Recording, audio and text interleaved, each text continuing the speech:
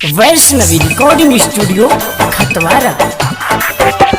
लागे गजब के कमर लचकावे छ, अखिया में जब तू काजल लगावे छ, होठ के लाली चुइस लेतो है गे, होठ के लाली चुइस लेतो गे छौरी बरतिया छोरा मजा लूट लेता, गे छौरी बरतिया छोरा मजा लूट लेता। लागे गजब के कमर लचकावे छ, अखिया में जब तू काजल लगावे छ, होठ के लाली चुइस लेतो है गे, होठ के लाली चुइस लेतो गे छौरी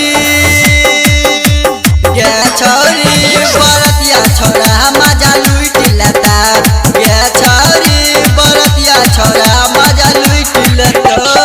Vaishnavi recording studio music by DJ Khatwara. Umesh, Shukripur बाजार। चढ़ल जवानी चो तोहर गे छौरी, नाच नहीं तुए ना गे, छौरा बिहरिया लूट ले तो तोहर अब मजा गे,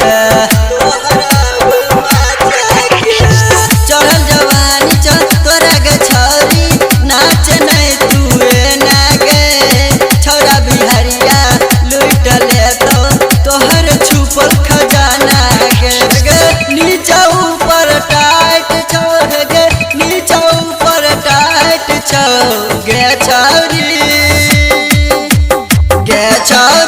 बरतिया छोरा मजा लूट लेता, गे छौरी बरतिया छोरा मजा लूट लेता।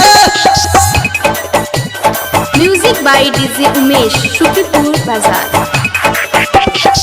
राइटर संतोष मुकेश भैया के बहन गलही जान गे, सिंगर दीपक के तुछी दिल में बैसल परान गे, राइटर संतोष मुकेश भैया के बहन गलही जान गे, सिंगर दीपक के तुछी दिल में बैसल परान गे, जीत भैया के माल छी है गे, जीत भैया के माल छी गे छौरी बरतिया छोरा मजा लूट लेतो, गे छौरी बरतिया छोरा मजा लूट लेतो। Vaishnavi recording studio Khatwara.